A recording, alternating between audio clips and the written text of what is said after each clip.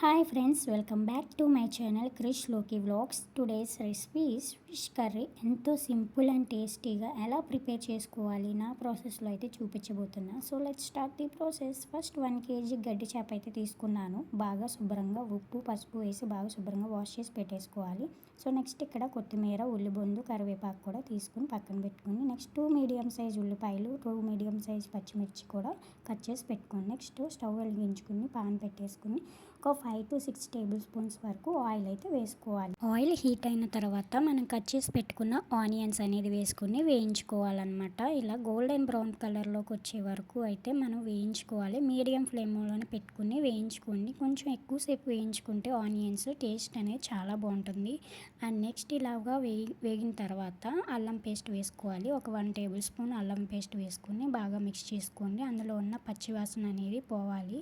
అల్లం పేస్ట్ పచ్చివాసన పోయిన తర్వాత నెక్స్ట్ మనం ఉప్పు అయితే యాడ్ చేసుకోవాలి. సో మీకు ఎంత కావాలి అంటే అంత వేసుకోండి, మీ టేస్ట్కి తగినట్టు. సో నేను 2 టేబుల్ స్పూన్స్ ఉప్పు అయితే వేసుకున్నాను. నెక్స్ట్ అయితే పసుపు అయితే వేసుకోవాలి. చిన్న చిటికెడు పసుపు వేసుకుని నెక్స్ట్ ఒక 5 టేబుల్ స్పూన్స్ వరకు నేనైతే కారం అయితే వేసుకుంటున్నాను. మనకి కారము అండ్ చింతపండు ఈక్వల్గా సెట్ అయితేనే మనకి ఫిష్ కర్రీ అనేది పర్ఫెక్ట్గా అయితే కుదురుతుంది. మనం ఎప్పుడు చేసినా సేమ్ టేస్ట్ అనేది కన్ఫామ్గా అయితే వస్తుందన్నమాట. నెక్స్ట్ ఇక్కడ చింతపండు అరగంట సేపు అయితే నానబెట్టుకుని ఇలాగా మనము రసం అయితే వేసుకోవాలి అందులో. సో 2 టైమ్స్ అయితే మనము చింతపండు రసాన్ని అయితే వేసేసుకోవాలి అందులో. సో నెక్స్ట్ ఇక్కడ చింతపండు రసం వేసుకున్న తర్వాత ఒకసారి మిక్స్ చేసుకోండి. మిక్స్ చేసుకున్న తర్వాత మీకు ఇంకా వాటర్ అనేది సరిపోకపోతే కనుక కొంచెం నార్మల్ వాటర్ అనేది వేసుకోండి లైట్గా.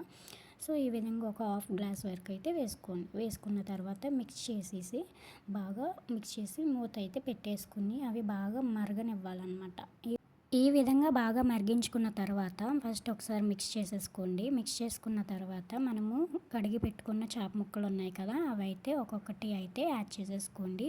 అండ్ మీరు ఎప్పుడు ఫిష్ కర్రీ చేసినా సరే పెద్ద ప్యాన్ అయితే తీసుకోండి, వెడల్పుగా ఉంటుంది. ఫిష్ కర్రీ ప్యాన్స్ ఉంటాయి కదా, అవి అయితే తీసుకోండి. సో ఫిష్కి ఏంటంటే స్పేస్ అనేది ఎక్కువగా ఉండాలి, అప్పుడే మనకి ముక్క అనేది విరగకుండా నీట్గా ముక్కగా వచ్చి చాలా టేస్టీగా ఉంటుంది. ముక్క అనేది విరిగిపోతుంది చిన్న ప్యాన్స్ తీసుకుంటే. సో ఇదైతే పాటించండి.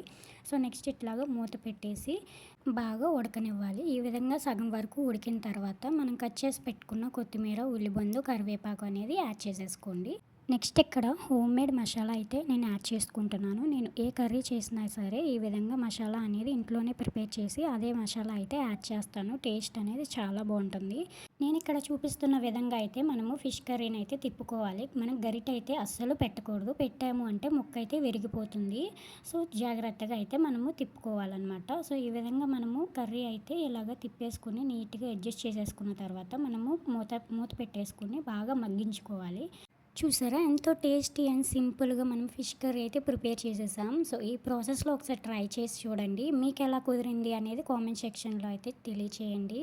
ఇంకా ఇలాంటి సింపుల్ రెసిపీస్ కోసం నా ఛానల్ని అయితే సబ్స్క్రైబ్ చేసుకోండి. అండ్ మీకు ఏమన్నా కావాలి అంటే కనుక కామెంట్లో అయితే తెలియచేయండి. తప్పకుండా వీడియో అనేది షేర్ చేస్తాను. Thank you.